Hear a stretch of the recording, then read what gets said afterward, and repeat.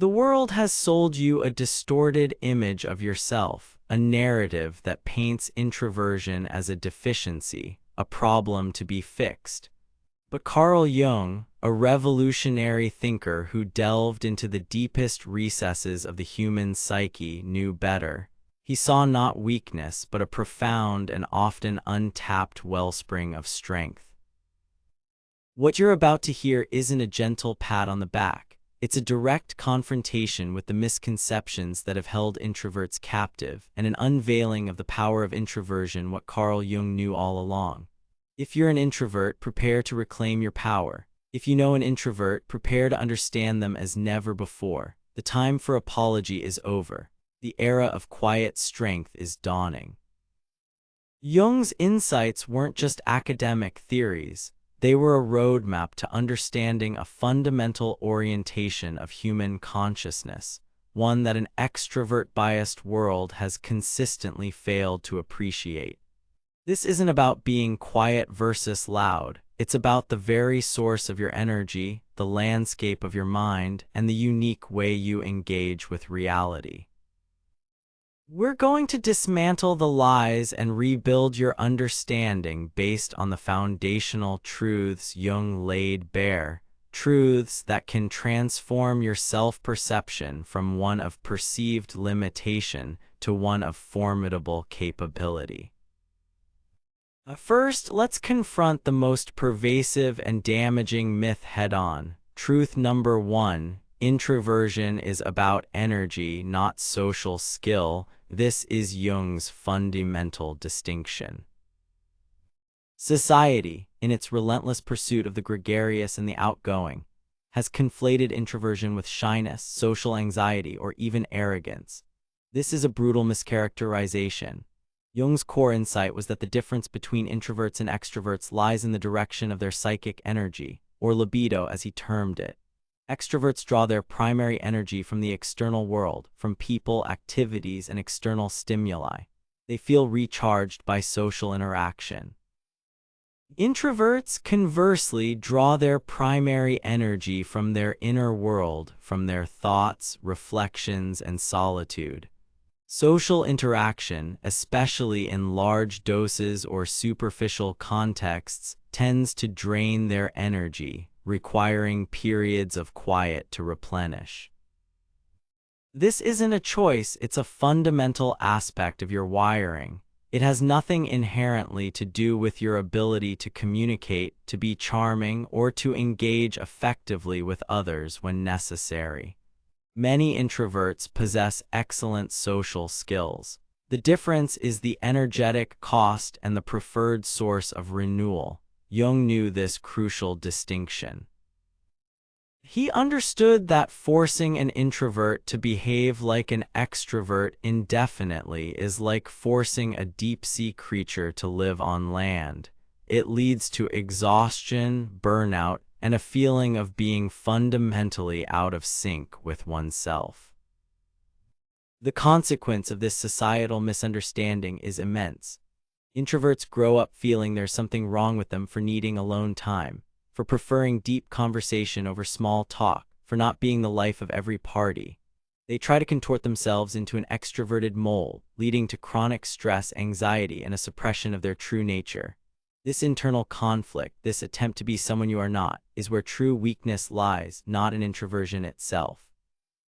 The actionable step here is radical self-acceptance based on Jung's truth.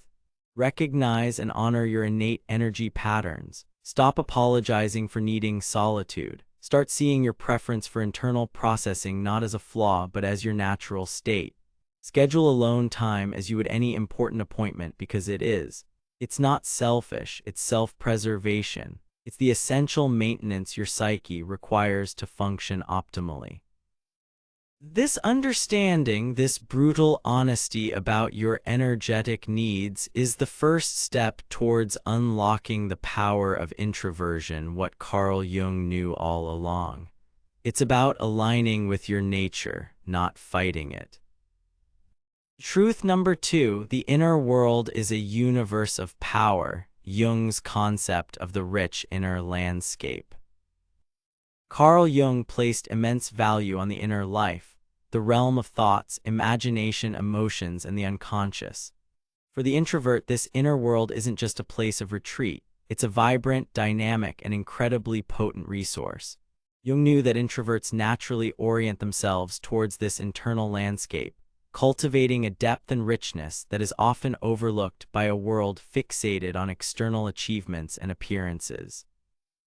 Think of your mind as a vast library, a complex laboratory, or a deep, fertile garden. While extroverts might be out exploring the bustling city, introverts are often found within, cataloging, experimenting, and cultivating profound insights.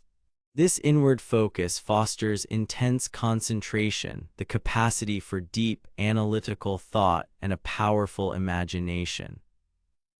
Creativity doesn't just spring from external collaboration. It often arises from the quiet, persistent work of a mind given the space to wander, connect disparate ideas, and explore unconventional pathways. Many of history's greatest thinkers, scientists, artists, writers, and innovators were predominantly introverted. Their groundbreaking contributions were often born from countless hours spent in solitary contemplation and deep immersion in their subject matter. They weren't avoiding the world, they were building new ones within themselves, which then reshaped the external world. The brutal truth is that society often dismisses this inner work as daydreaming or being in your head too much. It devalues quiet contemplation in favor of visible action. But Jung understood that true innovation and profound understanding often require this period of internal gestation. The power of the introvert lies in their ability to shut out the noise, to delve beneath the surface, and to emerge with insights that are both original and deeply considered. The consequence of devaluing your inner world is that you might neglect to cultivate it. You might feel guilty for spending time in thought, or you might force yourself into constant external engagement, starving your mind of the nourishment it needs. This leads to a shallower existence, a disconnect from your own creative and intellectual potential. To harness this power, you must consciously and unapologetically cultivate your inner world. Dedicate time for deep work, for reflection, for allowing your mind to explore without a specific agenda. Journal, meditate, engage in creative pursuits that allow for internal exploration. Understand that your capacity for profound thought is not a quirk, it's a superpower. This is central to the power of introversion, what Carl Jung knew all along. Your inner world isn't an escape, it's your command center. Protect it, nurture it, and draw from its inexhaustible well of strength. Truth number 3, solitude is not loneliness, it's essential fuel, Jung, and the necessity of internal reconnection. This is a critical distinction that Carl Jung understood implicitly, and one that modern society frequently gets catastrophically wrong. For an introvert, solitude is not a sign of sadness, isolation, or antisocial tendencies. It is as vital as oxygen. It is the very mechanism through which they recharge their psychic energy, process experiences, and reconnect with their core self. Loneliness is a painful emotional state of feeling disconnected. Solitude, for an introvert, is a chosen state of productive and restorative aloneness. Jung himself exemplified this. He famously built Bollingen Tower, a rustic stone house on the shores of Lake Zurich, as a place of retreat and intense introspection. He recognized his own profound need for periods of solitude to think, write, and connect with his deeper thoughts, away from the demands of his professional life. He knew that without these periods, his wellspring of insight would run dry. This wasn't about avoiding people. It was about creating the optimal conditions for his mind to flourish. Our hyperconnected, relentlessly social world often pathologizes the need for solitude. There's an unspoken pressure to be constantly available, always engaged, always on. If you express a need for alone time, you might be met with concern, confusion, or even accusation. Are you okay? Don't you like us? This external pressure can lead introverts to feel guilty or abnormal for what is in reality a fundamental biological and psychological imperative. The brutal truth is that denying yourself necessary solitude is a form of self-sabotage. It leads to mental fatigue, irritability, overwhelm, and a diminished capacity to engage meaningfully when you do choose to be social. You become a depleted version of yourself, unable to access your full cognitive and emotional resources. Jung knew that the psyche, especially the introverted psyche, needs these fallow periods to integrate experiences and generate fresh energy. To truly embrace the power of introversion, what Carl Jung knew all along, you must fiercely protect your solitude. This is not a luxury, it's a non-negotiable requirement for your well-being and effectiveness. Learn to communicate this need to others calmly and assertively without apology or elaborate justification. "I need some quiet time to recharge" is a complete sentence. Schedule solitude into your life as deliberately as you schedule meetings or social events. Reframe it in your own mind. This isn't about avoiding the world. It's about preparing yourself to engage with it more effectively and authentically. View your time alone not as empty space, but as a crucible for clarity, creativity, and resilience. Your ability to draw strength from solitude is one of your greatest assets. Truth number 4, observation and deep processing are superpowers. Jung's insights into introverted psychological types. Carl Jung's theory of psychological types didn't just differentiate between introversion and extroversion. He further elaborated on how these attitudes combine with perceiving and judging functions, thinking, feeling, sensation, and intuition. When introversion is paired with these functions, e.g., introverted thinking, introverted intuition, it results in distinct ways of processing the world that are incredibly powerful, yet often undervalued in environments that prioritize quick, surface-level responses. Jung knew that introverts don't just passively receive information, they absorb it, mull it over, analyze it from multiple angles, and connect it to their existing internal frameworks. This deep processing takes time and mental energy, which is why introverts often prefer to listen and observe before speaking or acting. While an extrovert might quickly voice a reaction, an introvert is often internally dissecting the situation, considering implications, and formulating a more nuanced understanding.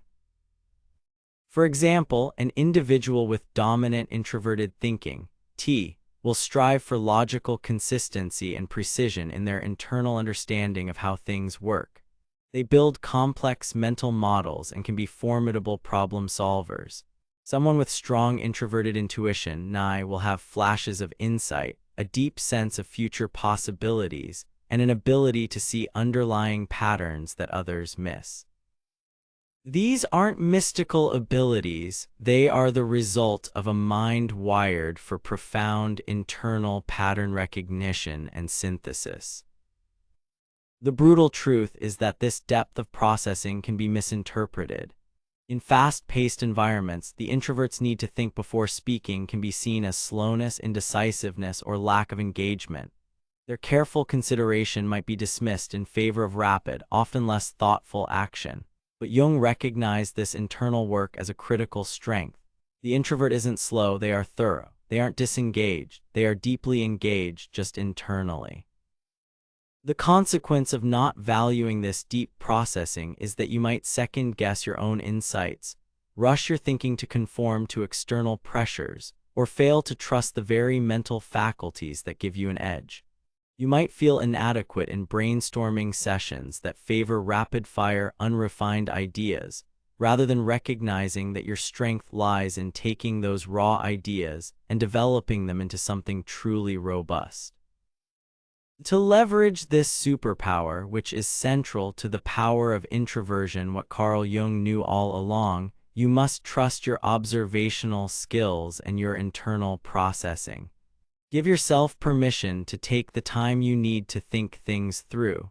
Develop strategies to articulate your considered insights effectively, even if it's after the initial flurry of discussion. Learn to appreciate that your ability to see beneath the surface, to analyze deeply, and to synthesize complex information is a rare and valuable asset. In a world drowning in information, the capacity for deep, discerning thought is more critical than ever. Own it. Your quiet observation is often gathering more data and forming more profound connections than the loudest voice in the room. Truth number 5, quality over quantity, the introvert's path to meaningful connection, echoing Jung's emphasis on individuation and authentic relating. Carl Jung's concept of individuation, the lifelong psychological process of becoming an individual, a separate, indivisible unity or whole, emphasizes authenticity and the integration of all aspects of the self. For introverts, this internal orientation towards self-understanding and authenticity naturally extends to their relationships. They are often less interested in vast social networks or superficial acquaintances and more drawn to forming deep, meaningful, and genuine connections with a select few. This isn't misanthropy, it's a preference for substance over surface. Jung knew that true connection springs from a place of authenticity. Because introverts spend so much time in their inner world, cultivating self-awareness, they often bring a significant level of depth and sincerity to their relationships. They value conversations that go beyond small talk, exploring ideas, emotions, and shared experiences with genuine curiosity and empathy. They listen attentively, not just to respond, but to understand. This capacity for deep connection is a hallmark of the introverted approach to relating. The brutal truth is that society, particularly in the age of social media, often equates popularity and a large number of friends or followers with social success. This can make introverts feel deficient if their social circle is small, or if they dislike networking events and large parties. They might be labeled as loners or unfriendly, simply because they don't engage in the performative sociability that extroverted cultures often champion. But Jung's work implicitly supports the idea that the quality of connections, rooted in genuine understanding and mutual respect, is far more enriching and psychologically healthy than the sheer quantity of superficial ties. Ignoring this truth can lead introverts to force themselves into social situations that feel draining and inauthentic, neglecting the kind of deep, one-on-one interactions where they truly thrive. It can also lead to a misunderstanding of their social needs by others, who may not appreciate that an introvert's silence or selectivity is not a rejection, but a reflection of their desire for more profound engagement. To harness this aspect of the power of introversion, what Carl Jung knew all along, embrace your natural inclination towards quality over quantity in your relationships. Stop feeling obligated to be a social butterfly if that's not your nature. Invest your limited social energy in cultivating and nurturing the connections that truly matter to you, the ones that feel authentic and reciprocal. Seek out individuals who appreciate your depth, your thoughtfulness, and your capacity for genuine listening. Understand that a few strong, supportive, and understanding relationships can provide far more fulfillment and stability than a multitude of shallow ones. Your ability to form deep bonds is not a limitation. It's a profound strength that enriches your life and the lives of those you connect with. Truth number 6, self-reliance as the bedrock of resilience. The power of the internal locus of control, as understood by Jungian psychology. Introverts, by their very nature of drawing energy from within and being comfortable with their own thoughts and company, often develop a strong sense of self-reliance. This isn't about refusing help or isolating oneself. It's about possessing a robust internal locus of control, a belief that one has agency over one's responses and can draw upon inner resources to navigate challenges. Jung's psychology, with its emphasis on the self-regulating psyche and the journey towards wholeness, individuation, supports the idea that this inner fortitude is a cornerstone of psychological well-being and resilience.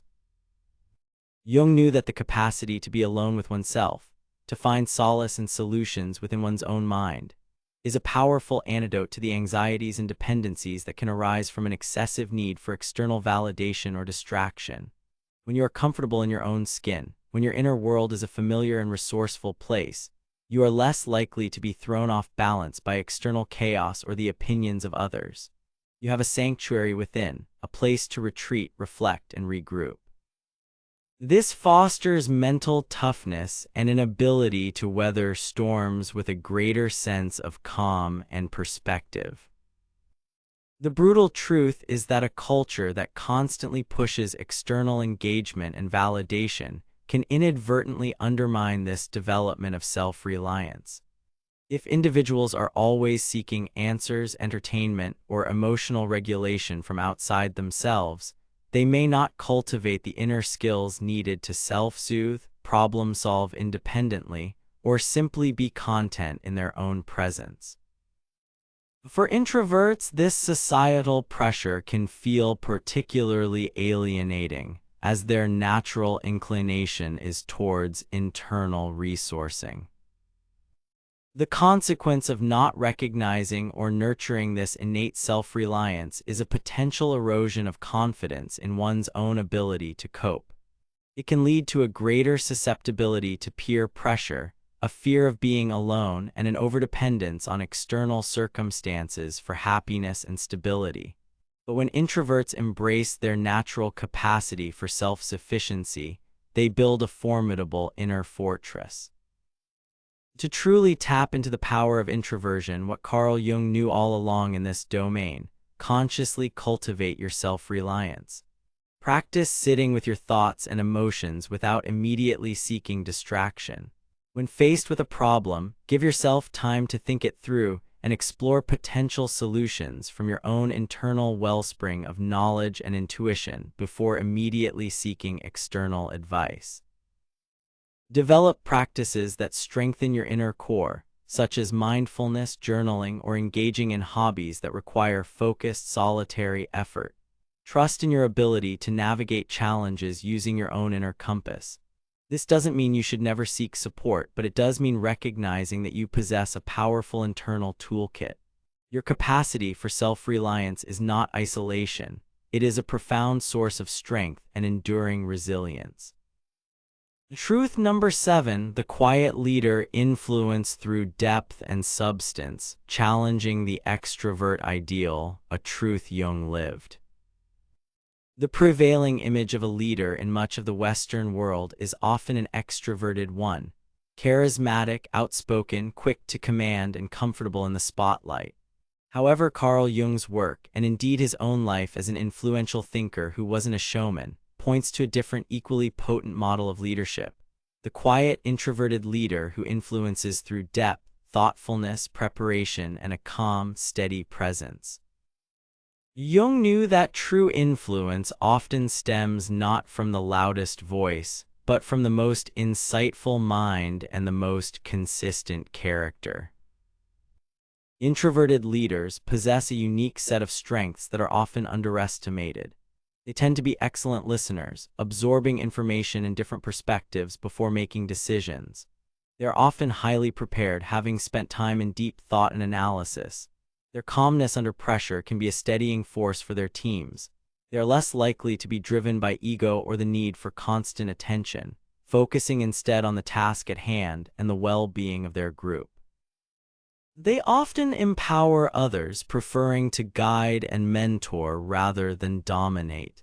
Think of historical figures or contemporary leaders who, without fanfare, have brought about significant change through their quiet determination, strategic thinking, and profound understanding.